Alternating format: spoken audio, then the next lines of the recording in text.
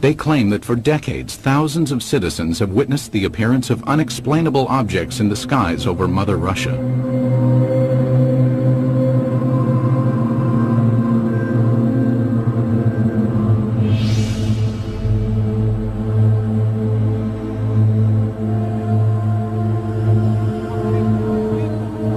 Today, ufologists in Russia work in the open and report their findings freely. This was not always the case. Before the policy of glasnost was introduced in 1985, independent investigations of UFOs in the former Soviet Union were conducted in a climate of secrecy and fear. At times, official government policy denied the existence of UFOs and any UFO activity, and prohibited anyone from reporting otherwise. The UFO research in the former Soviet Union was a very complicated matter because one had to deal with overall state secrecy. Meanwhile, the Soviet government was involved in covert UFO investigations of its own. We know that the Russian government studied this secretly for a period of 40 years. We know that they took it very seriously. We also know that there have been various attempts, including more recent ones, to put a spin on this to say, there's nothing to it. That's a bunch of baloney. The results of the Soviets' most far-reaching secret UFO study became public in the year 2000. The inquiry started in 1978 and took 13 years to complete. The investigative team consisted of top scientists and military experts, and was completely clandestine. Certainly, this collaboration between the Academy of Sciences and the Ministry of Defense was not paraded. I mean, formally, these studies were closed. Classified organizations took part in these studies. This research should have a secret character. Colonel Boris Sokolov was the coordinator of the investigation. Shortly after the fall of the Soviet Union, he met with American investigative journalist George Knapp. Sokolov told us that just as in America, 90 to 95% of these cases could be explained away, but the remaining 5 to 10% could not be easily explained. The 13-year Soviet UFO study scrutinized some of the most puzzling sightings in Russian history. In 1968, a cameraman documenting a test of a Soviet jet fighter noticed a huge triangular object in the sky. He focused his camera on the object and caught it on film. In 1977, an unusual aerial display sent tentacles of light streaming down over the town of Petrozavodsk. Some claim the event caused fine holes to be glazed in glass windows and concrete. In 1982, military personnel at an intercontinental ballistic missile base witnessed several brilliantly lit orbs overhead. Seconds later, a warning light indicated a missile had switched to the prepare to launch mode. Had an alleged UFO come close to starting a nuclear attack?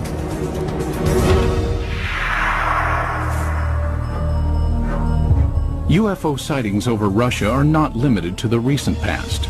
Reports of peculiar-looking airborne objects date back centuries.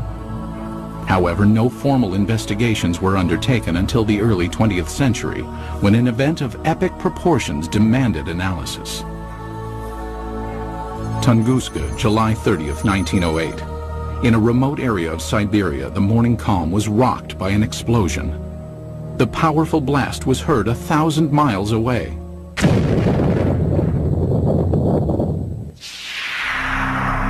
There was an enormous firewall blast, something on the order of 15 megatons of equivalent energy, which is roughly 1,000 times that of the Hiroshima blast at the end of the Second World War. This was an extraordinary event. Because of the remoteness of the Tunguska region, it was almost 20 years before any government researchers visited the site. The first expedition to reach Tunguska was headed by Russian mineralogist Leonid Kulik. When the initial expedition got to the Tunguska area in 1927, the natives were reluctant to show the scientists into the region because they thought the god Agdi had devastated the area because of the wickedness that was going on, and he had destroyed the trees, killed the animals. Kulik eventually convinced locals to direct him to the blast location. Believing a meteorite had caused the massive explosion, Kulik assumed he would find a crater at the point of the meteorite's impact. To his surprise, there was none. He looked for meteorite samples on the ground because often when an object hits the Earth, it throws up debris, and the debris is recoverable around the edges of the crater. But of course he didn't find that either. What Kulik discovered has stirred UFO debate for decades. At the blast's epicenter was a frozen swamp with an untouched clump of fully grown trees in the middle. Circled around the grove, 10 million dead trees lay in a symmetrical ring, seemingly mowed down by a cosmic scythe. So here we have an enormous blast site with no crater, no fragments or meteorites around the rim of the crater, and this radial pattern of burnt trees knocked down for some 20 miles in all directions. In the years that followed, others traveled to Tunguska to study the unusual occurrence. There might have been fruits obtained by labors of another expedition sent by the head of the Soviet secret police in the late 1940s. But all we know is that such expedition existed. We do not know what has happened to the items and the information it collected. Further baffling ufologists were reports of radiation damage in the Tunguska blast region. There were also some reports of mutations taking place in plant life, and even some humans apparently suffered some gene damage. In 1947, Russian Army Colonel Alexander Kazantsev developed a remarkable theory based on information about the devastating consequences of America's atomic bomb attacks on Japan. И слушал радио. He was listening to the report about the nuclear bombardment. The announcer gave a very long and very detailed description of how and in which direction trees, houses had fallen, and so on, how everything was hit. He realized that what had happened in Hiroshima, exactly the same happened at Tunguska, only nearly half a century ago.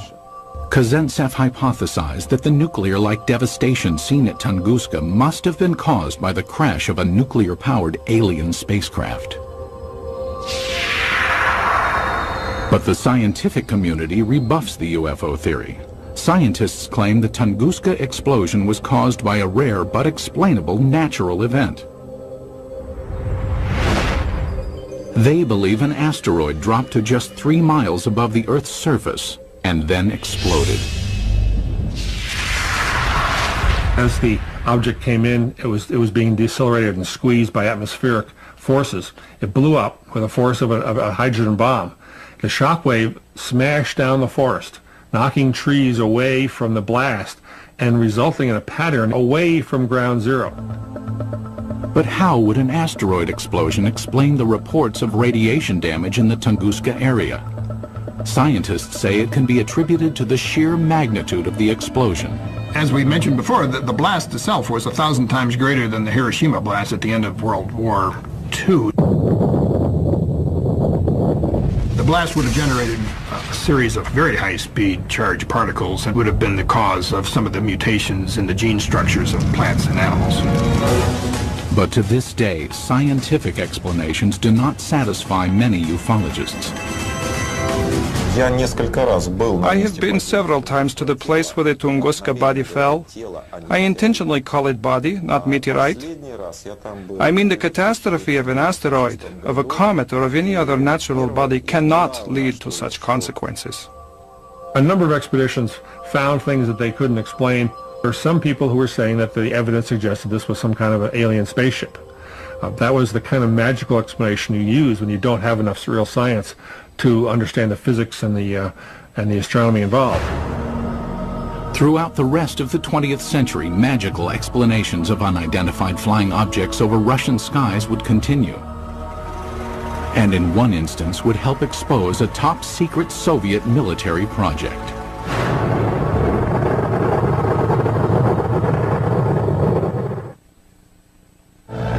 It was 1948. World War II was over, but the Cold War was just beginning. Soviet leader Joseph Stalin had initiated the Berlin blockade and directed his scientists to develop a nuclear weapon to rival that of the United States. It was during this period that some claimed Stalin grew concerned about UFOs. It is said his interest stemmed from reports of a 1947 UFO incident in Roswell, New Mexico. New Mexico in 1947 would have been a hotbed of Soviet espionage because we had all kinds of stuff there. The 509th Bomber Wing, the only atomic bomber wing group. Purportedly, Stalin ordered Sergei Korolev, the founder of the Russian space program, to analyze information about the supposed Roswell crash and report his findings. Mr. Korolev came up with an answer. Yes, UFOs exist. No, they present no immediate threat. And after evaluating the information, all that the Russians had acquired on Roswell and on UFOs, Korolev concluded UFOs are real. They appear to be intelligently controlled. That's what he told Stalin, and Stalin in turn said, that's what my other people have concluded as well. While concrete proof of the conversation does not exist, several Soviet scientific agencies did begin investigating UFOs in the ensuing years. Stalin, after getting this information about Roswell and UFOs in general, did the same thing basically that the American government had been doing. He condemns UFOs in public and then conducts secret tests behind the scenes. He had all sorts of high-level scientists who would research the problem for him and then report to military officials, all behind the scenes. Also hidden from public view were UFO reports culled from Soviet Air Force pilots.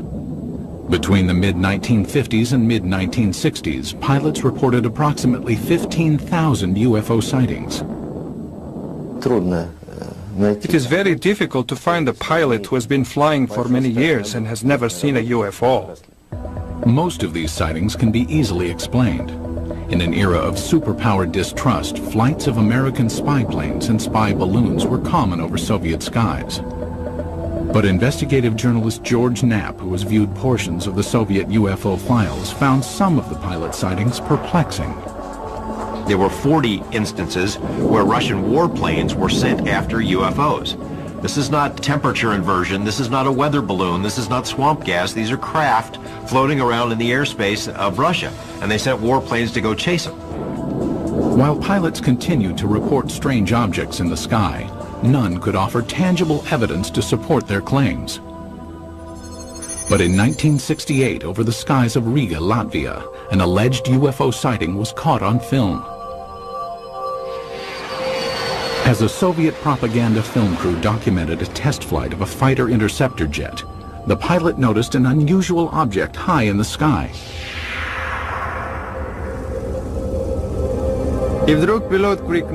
And suddenly the pilot shouted, "Look, film it!" We looked and saw a triangle at a tremendous height. Fighter planes scrambled to investigate, but the object quickly disappeared behind a cloud and was never seen again. It was later estimated that the craft was hovering approximately 7 miles above the ground. The film was sent to the Kremlin, where it remained locked from public view for years. They really took it seriously. I say seriously because the film was taken away. It was declared completely secret. Outsiders have only recently seen the confiscated film. While some maintain the film is conclusive evidence of a UFO, skeptics argue the vehicle was most likely a French-made high-altitude research balloon. As secrecy enveloped all government discussions of UFO issues, an underground army of Soviet ufologists began to form in the USSR. They kept their studies concealed. Russians who study UFOs in this period report that they had a very serious feeling of threat from the Soviet government, that they were doing something which the Soviet government disapproved of.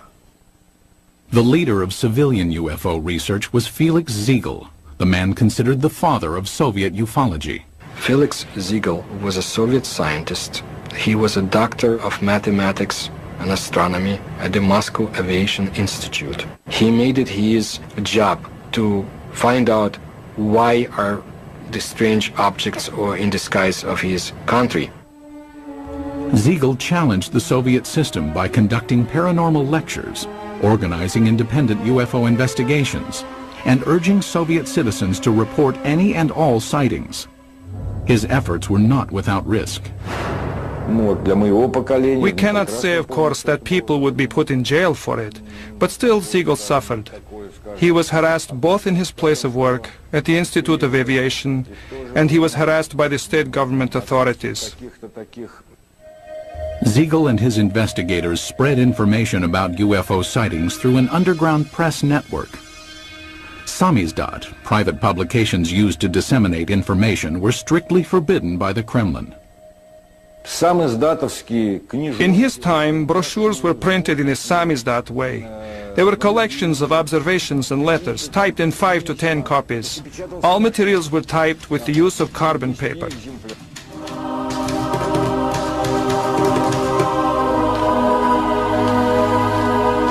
Samizdat papers were distributed by trustworthy messengers who secretly carried the copies from one person to the next. UFO information circulated in this covert manner until 1967, when suddenly it seemed as if ufologists were given a reprieve from government censure. Today it appears this respite was a smokescreen, part of an intricate government deception. The complex ruse began in 1967 when citizens reported multiple sightings of crescent-shaped UFOs over the skies of the Ukraine and the lower Volga Valley. It was also seen as far south as the Caucasus Mountains, where many astronomers in observatories in the Caucasus Mountains would see these objects flying horizontally from west to east, crescent-shaped, heading toward the east. For reasons unknown at the time, the government allowed press coverage and independent study of the sightings. Felix Siegel was granted permission to form a government-sanctioned investigative committee made up of over 200 scientific and military experts. In October 1967, they convened at the Central House of Aviation and Cosmonautics in Moscow. Their goal? Determine the cause of the mass sightings. On television and in newspapers, Siegel's committee appealed to Soviet citizens to report information on UFOs.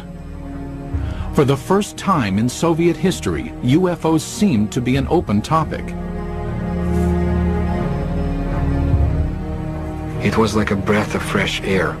Freedom of discussion about a forbidden subject was permitted to the Soviet citizens, and this was something unheard of. And alas, it did not last long. Within a few months of Siegel's televised appeal, the steel jaws of Soviet censorship clamped down. Reporting of UFOs was once again off limits. The subject was dropped from the controlled media, and Siegel's committee was ordered to disband. The committee was to encourage people to report. As soon as the reports began to gather, somebody in Moscow quashed the activity, canceled the committee, canceled publication of further works, and put a lid on it. Cries of a Kremlin whitewash were immediately sounded. Why the cover-up takes place, I don't know. Is there a cover-up? There's no question about it. But what they were covering up is the question. UFO buffs believe they were covering up alien visitations. I think the evidence is clear they were covering up descriptions of their own secret military aircraft and missile activities and satellite activities.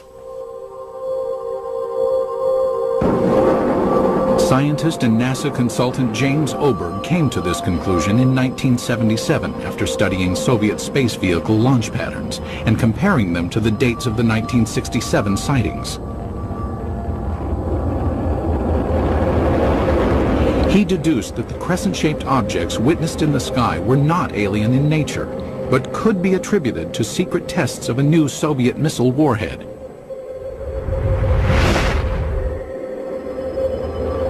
People in the area saw the rockets, especially at night, saw the streamers, the contrails in the sky, even heard the rockets. They were told by the government that there was nothing there, that it was not anything ours. It became a UFO phenomenon. Later dubbed by the Pentagon as a fractional orbital bombardment system, the Soviets had good reason to keep the tests secret. It was designed to sneak under our radar as a first strike weapon. It was one of these scary things that you only build it if you mean to make a sneak attack. It was also illegal to have such a weapon because in 1967, the U.S. and Russia and other countries signed a treaty forbidding the placing of nuclear weapons into orbit. But why, after crushing public dissemination of UFO information for years, did the government briefly loosen its restrictions in 1967? It appears now to have been a deliberate ploy to fool its citizens and the international community about the true nature of the sightings. The Soviet government did not want the public to understand what was going on. They didn't want the Americans to know, for example, what was going on. It was a useful camouflage. It diverted people's attention. Because it was a UFO, Western journalists would laugh rather than investigate it. The cover-up by the Soviet government is in letting people think they're flying saucers. The strategy backfired when the extensive UFO data collected by Felix Ziegel's committee was published in magazines. The Soviet government realized what these reports really were. They're military secrets. Not described accurately, but accurately enough to be of use to the CIA if they ever caught on. The government said, "Oh my gosh," and other things in Russian, and said no more UFO reports get published in the Soviet Union. For 10 years, public discussion of UFOs was effectively brought to a halt. But that would change in 1977 with the appearance of a strange-looking object over Soviet skies, witnessed by thousands of astonished citizens. September 20th, 1977. As dawn approached in the small Russian port city of Petrozavodsk, a spectacular aerial display lit up the skies. The incident would become one of the most studied UFO sightings in Soviet history. The phenomenon of Petrozavodsk is one of the greatest abnormal phenomena on the territory of our country. At approximately 4 o'clock in the morning, civilians and military personnel reported seeing huge star-like apparitions shooting in the sky. As it flew up in the sky, appeared to come over the city and then head off toward the horizon. People who were out in the streets of the town saw this blazing jellyfish streaming tentacles down from the saucer-shaped bright core. The impressive display lasted approximately 10 minutes. Witnesses claimed that a host of strange occurrences on the ground accompanied the sighting. They reported all sorts of phenomena. They smelled ozone, computers were crashing, drivers lost the control of their vehicles and went into ditches. Perhaps the phenomenon most difficult to explain was the appearance of finely glazed holes in glass windows and rocks around the city. There is no explanation for this fact, but the connection is direct by the time parameters. There had been no holes before the event, and then they appeared. Witnessed by thousands, the aerial display above Petrozavodsk was impossible to refute. While the sighting remained a mystery to Soviet citizens, NASA consultant James Oberg quickly discovered its origins.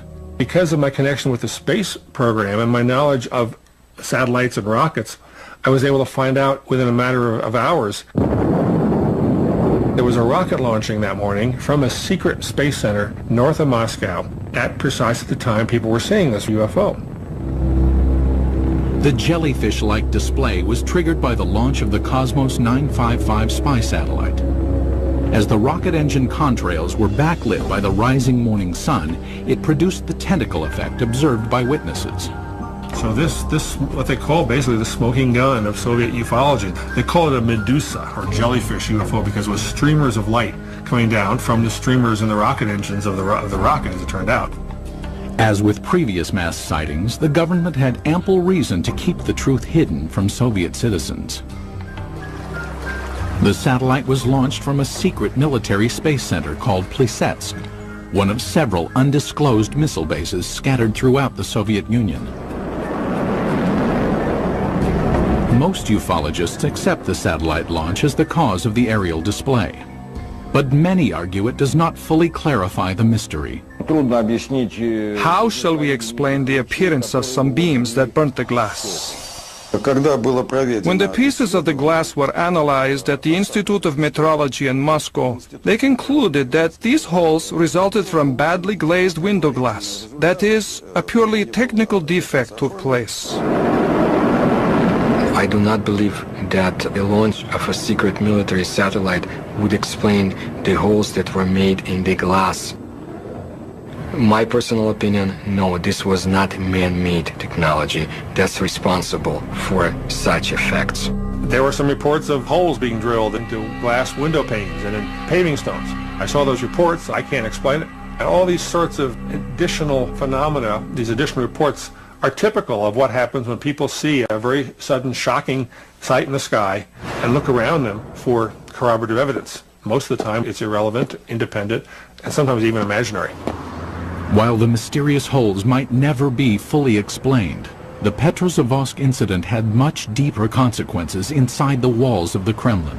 The upshot of this incident was the decision of the Soviet government to create a secret program to study UFOs.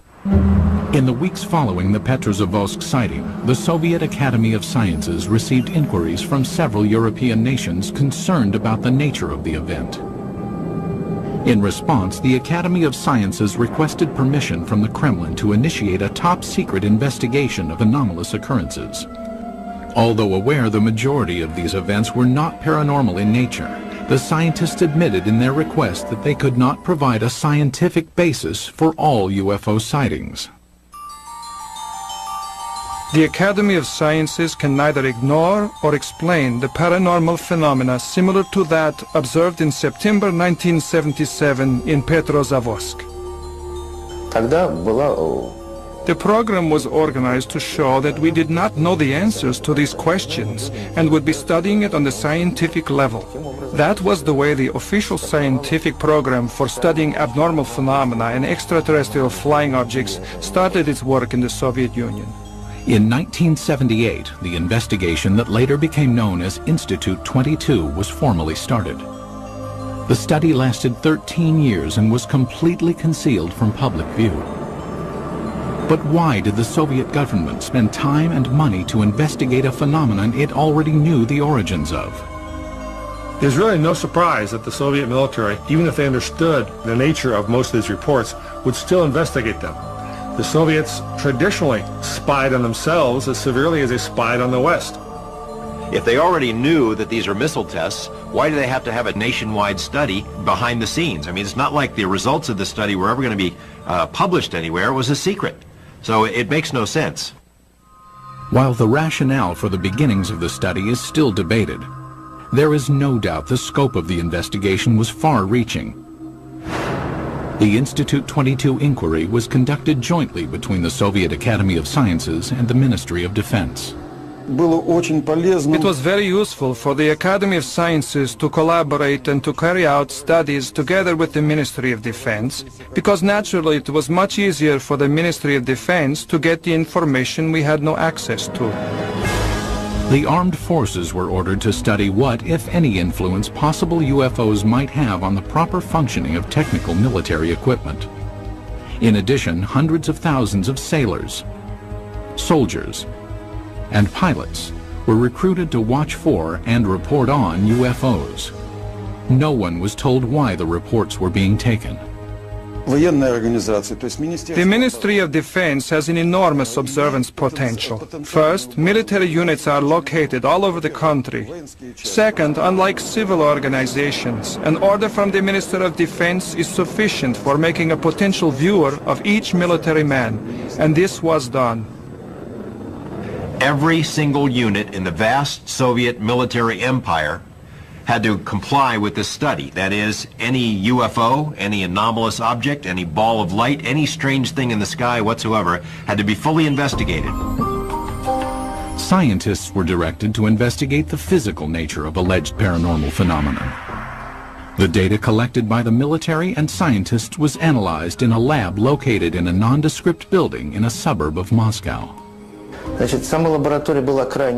personnel of the laboratory were not numerous. Not more than 10 people, and this number was never exceeded. But the specialists from almost all the scientific areas worked there, from a physician to specialists in radioelectronics, meteorology, and astrogeophysics. Practically all the specialists were represented there. It was done in order to study all possible aspects of UFOs.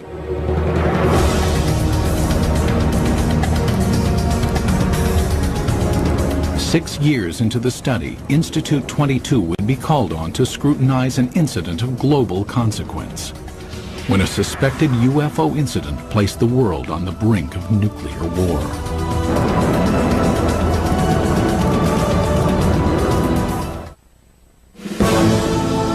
The early 1980s were a time of tense relations between the Soviet Union and the West.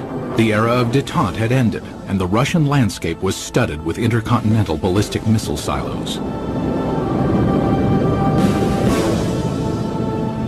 Each contained nuclear weapons aimed westward.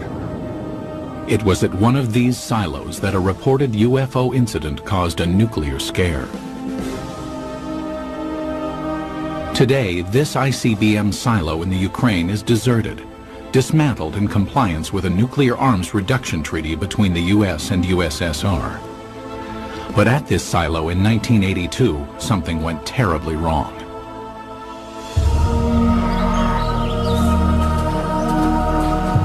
It started at approximately 6 p.m. when soldiers and villagers in the nearby town of Bielo-Korovichi witnessed a strange object in the dusk sky. A military officer at the time described what he saw. I was riding a motorcycle not far from here. I saw a large object in the air. It had a perfect geometric shape. At the same moment inside the silo, an emergency warning light indicated that a nuclear missile had switched to launch mode. The most telling testimony comes from the communications officer who said that somehow something entered the correct code. But Moscow had not ordered a launch, nor had any personnel in the bunker touched the control panel. For 15 agonizing seconds, technicians frantically scrambled to stop the launch. Then, without explanation, the launch sequence was aborted. They were ready for launch. The UFO, poof, goes away. Poof, the command control module goes back to normal. Had a UFO somehow interfered with the launch controls of a nuclear missile? A team of investigators from Institute 22, the secret state-sponsored UFO research team, was immediately ordered to the missile base. They established within a very short period, literally half a day, that a military training exercise took place at a nearby aerial ground. Investigators learned that the sighting occurred at the same time and in the same area where the military was testing flares. Dropped out of planes, the flares provided 5 to 7 minutes of illumination. That explained the strange display in the sky. But why did the nuclear launch sequence activate? The fact that the emergency situation coincided with the effects which took place is certainly a remarkable coincidence, but it is still a coincidence.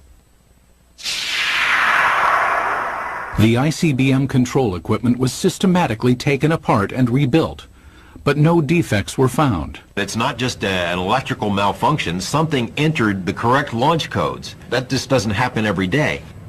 We hear from our government UFOs are not a matter of national security. The Russian government has been telling its people the same thing. They're trying to confuse us. This incident is clear evidence, if ever there was, that UFOs do carry national security implications. After examining the ICBM episode, the investigative team of Institute 22 continued to scrutinize various sightings around the country. Some who reported UFOs had a much closer view than those on Earth. Cosmonauts. The first man in space, Yuri Gagarin, is quoted in the Thread 3 documents as saying, "I can tell you that UFOs are real, and if you allow me, I'll tell you a lot more." The second man in space, cosmonaut Titov, said that there were 7 UFOs dancing around his space capsule during his brief flight into space. However, even to this day, most cosmonauts are reluctant to speak about any unusual phenomenon they witnessed in space. There's a ridicule factor, there's a laughter curtain, there are career consequences from reporting a UFO and taking it seriously. But in this rare interview obtained by the History Channel, 2 cosmonauts spoke of unusual objects they encountered in space. Many cosmonauts have seen phenomena which are far beyond the experiences of Earthmen. For 10 years I never spoke of such things. Former Commander Vladimir Kovalyonik of the Salyut 6 space station revealed that on May 5, 1981, he observed an unrecognizable illuminated entity outside the porthole of his craft. The object had an elliptical shape and flew with us. It only flew straight, but then a kind of explosion happened. It produced a golden light, very beautiful to watch. A second explosion followed, and two spheres appeared. As we entered the darkness of Earth's shadow, I could no longer see them.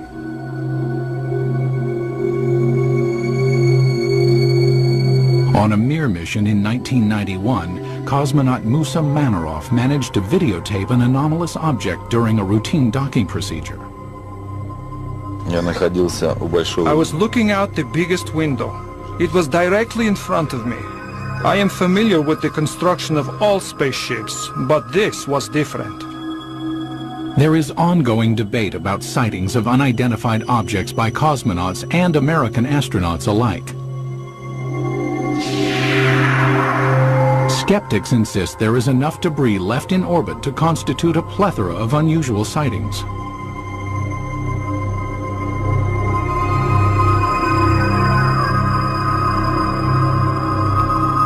As cosmonauts traveled amidst the stars, the 1990s saw major changes take place on Soviet soil. When the walls of communism crumbled, American UFO investigator George Knapp ventured to Russia, hoping to discover just what secrets the Soviets had been hiding about alien encounters. What he found was startling. Beginning in the mid-1980s, the leaders of the United States and the Soviet Union conducted several summits aimed at reducing both nuclear arms and tensions between the two superpowers.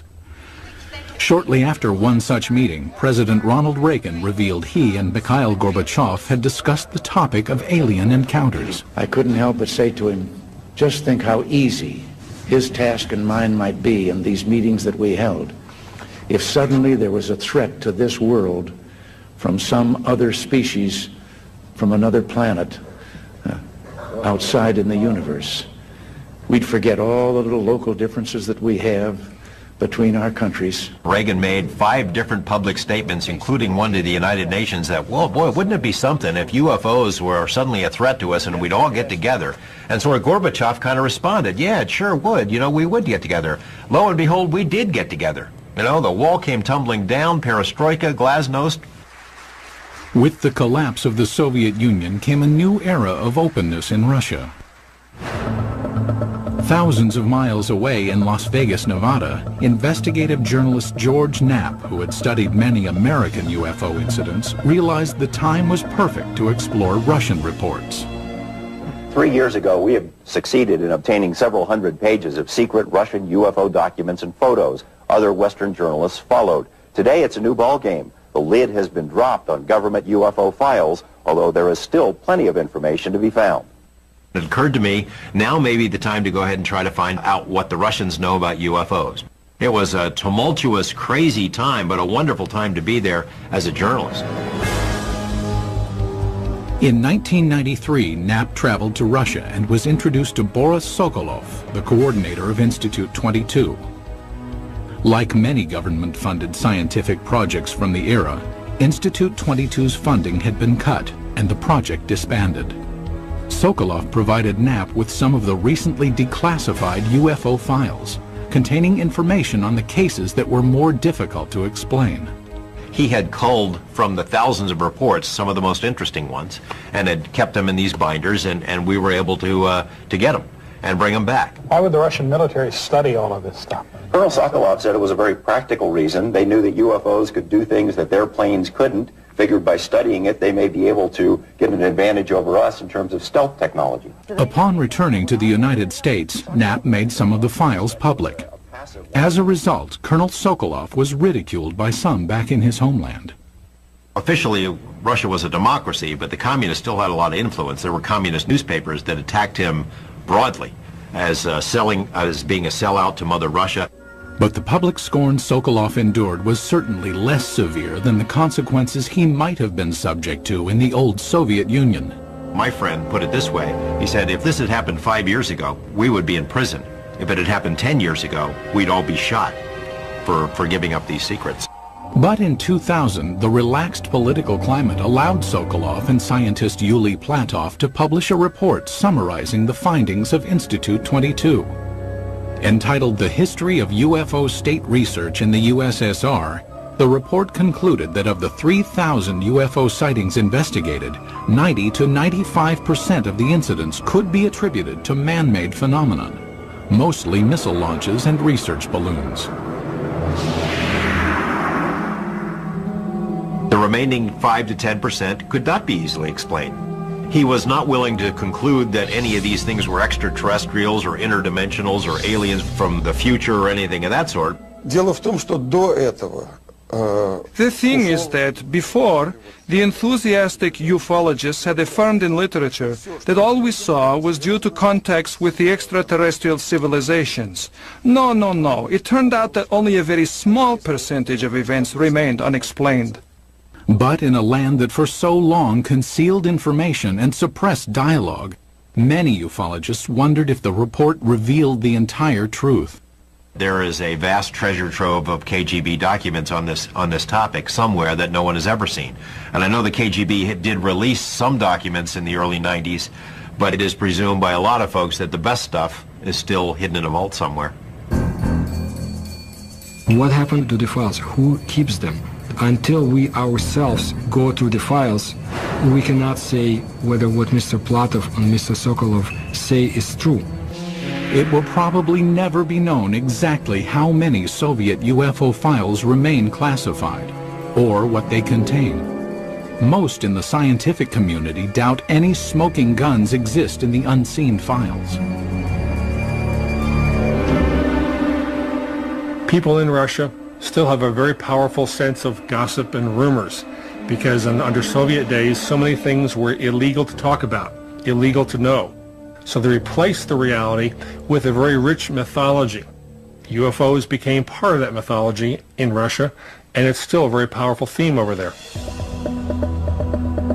But many UFO enthusiasts remain suspicious, believing that the proof of alien encounters exists and is still being hidden.